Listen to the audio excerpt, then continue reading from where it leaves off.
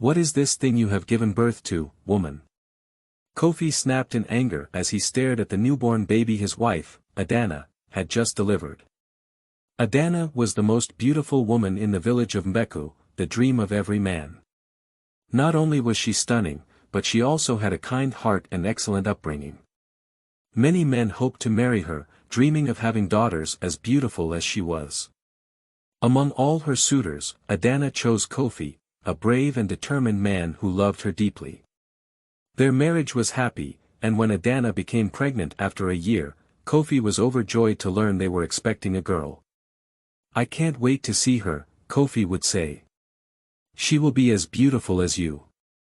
The entire village was eager to see Adana's child, expecting her to be even more beautiful than her mother.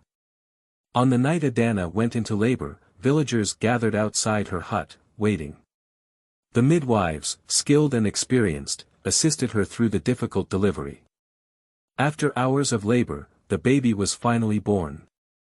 But as the midwife cleaned the child, silence fell over the room. The baby had an unusually large head. Kofi rushed in, eager to see his daughter, but his excitement turned to horror. "What is this thing you have given birth to, woman?" he shouted before storming out. Adana, too, was shocked, but when the baby cried, her heart softened. She cradled her, kissed her, and named her Neca. As Neca grew, so did her head, and with it came relentless mockery. The villagers, including children, called her Neca, the gourd head, laughing whenever she passed. The worst tormentor was Prince Jide, the village chief's son. Whenever bored, he would summon Neca to the palace just to humiliate her. He would place objects on her head, making jokes while his friends laughed. The cruelty wounded Neca deeply. She often cried, wishing her head were normal. Her mother comforted her, urging her to ignore the taunts. But her father couldn't stand the sight of her. Seeking solace, Neca often fled to the forest, where she found peace among the trees. Over time, she learned the secrets of plants, which could heal wounds, ease pain, or induce sleep. She experimented tirelessly, hoping one day to find a cure for her condition. One festival day, as villagers celebrated, Prince Jide spotted Neca and decided to entertain himself. "Everyone," he announced. "Let's see how many fruits Neca can balance on her head." The crowd erupted in laughter.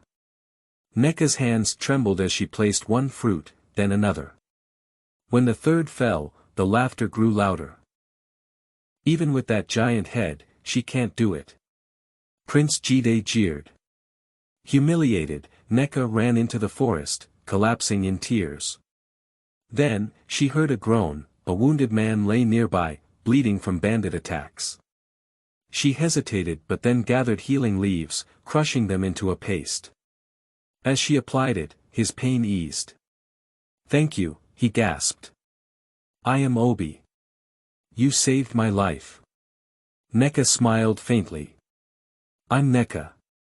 Let's get you to the village." The village of Amuika bustled with life, its market square teeming with traders peddling their goods under the warm golden sun. Laughter and conversation filled the air, but for Neca, the world felt much quieter. She had spent most of her life enduring whispers and side glances, a result of the cruel taunts about her looks. Born with a head larger than most and a face that didn't fit the conventional beauty standards of the land, she had learned to live with the mockery.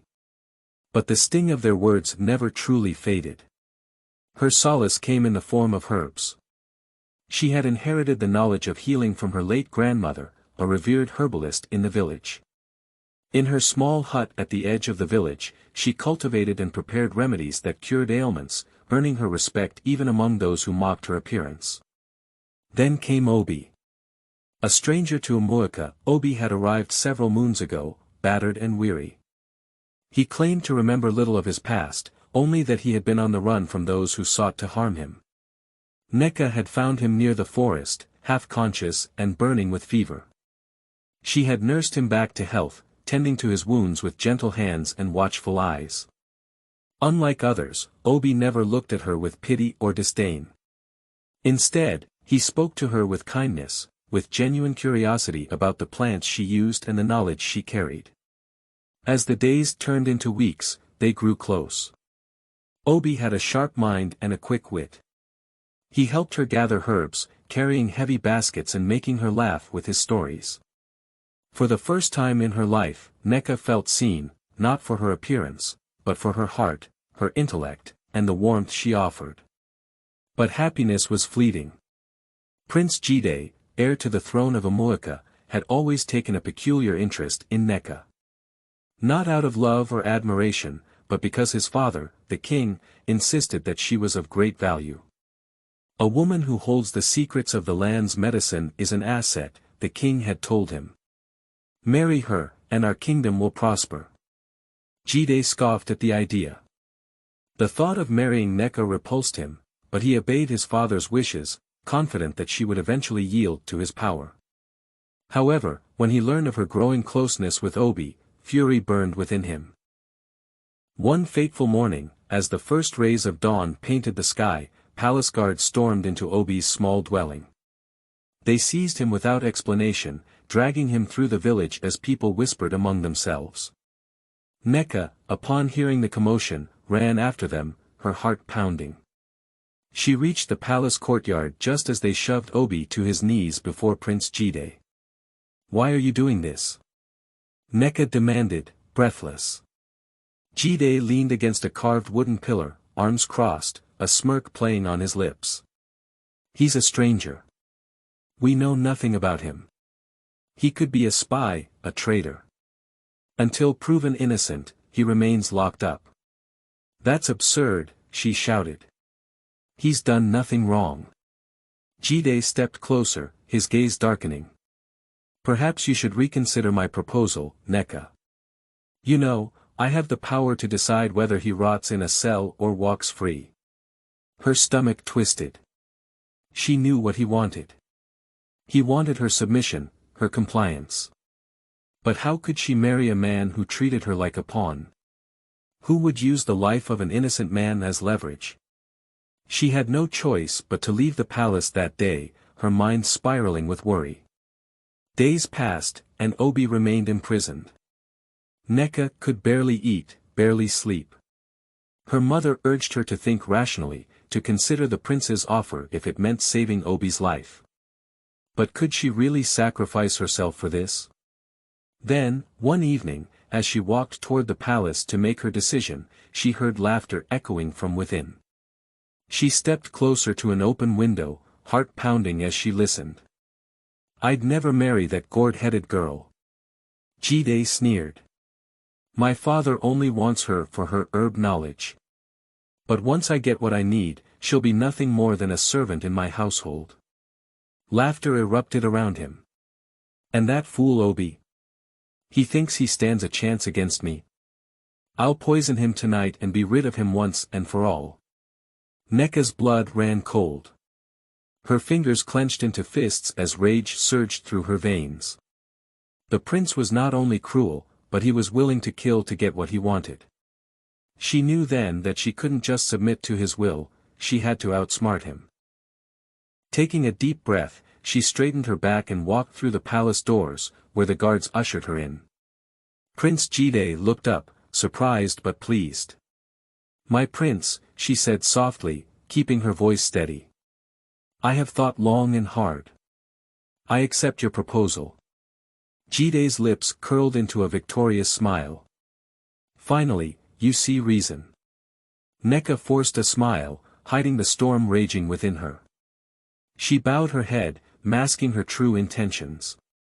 She would play along. She would gain his trust. And then, she would save Obi and ensure Jide paid for his sins. The days that followed were filled with careful planning. Neca played the role of the obedient bride-to-be, attending royal gatherings, pretending to warm up to the prince. But beneath her facade, she gathered information. She listened. She watched.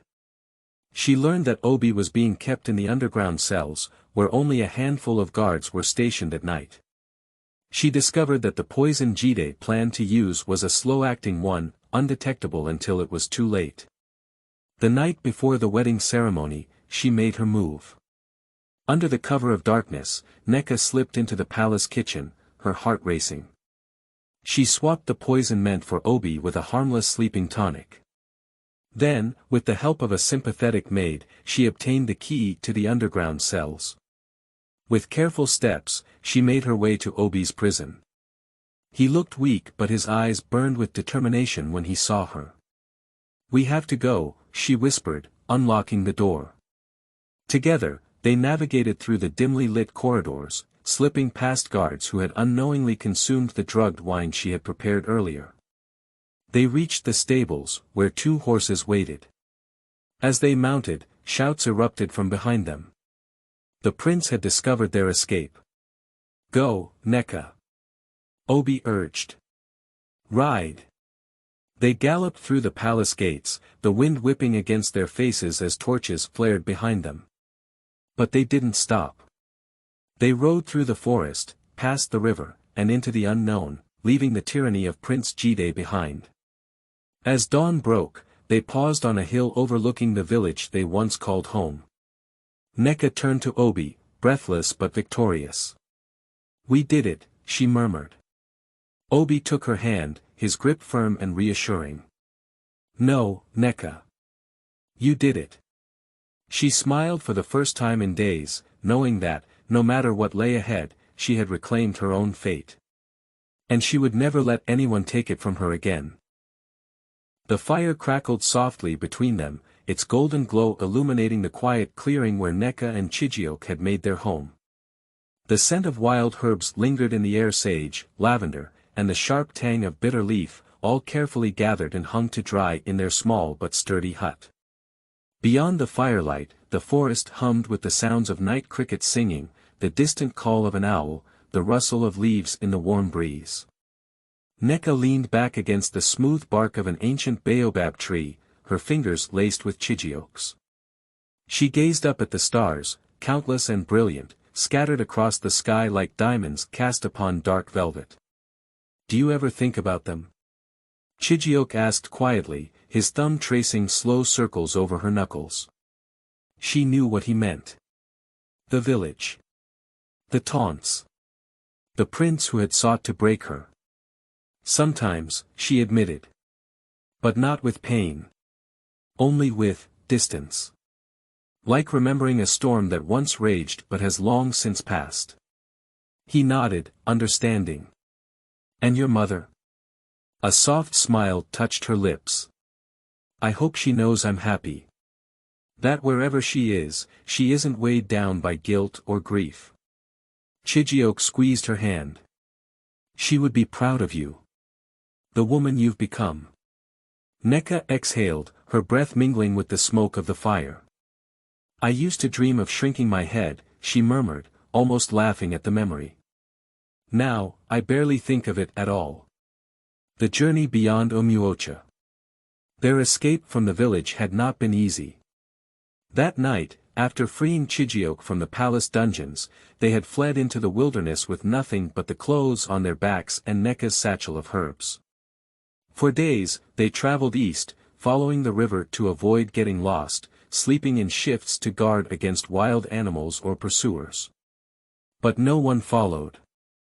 Prince Emeka, too proud to admit his prisoner had escaped, had spread lies claiming Chijiok had been banished for his crimes and that Neca, the ungrateful calabash-headed girl, had chosen exile over facing justice for aiding him. The villagers, already uneasy about the prince's cruelty, whispered among themselves. Some wondered if the 2 outcasts had been wronged. Others, too afraid to question, let the matter fade. Meanwhile, Neca and Chijiok pressed on, their bond deepening with each hardship they overcame. The Valley of the Forgotten. Their wandering led them to a hidden valley, cradled between 2 great mountains. Here, they found others like them, people who had fled oppression, sickness, or sorrow.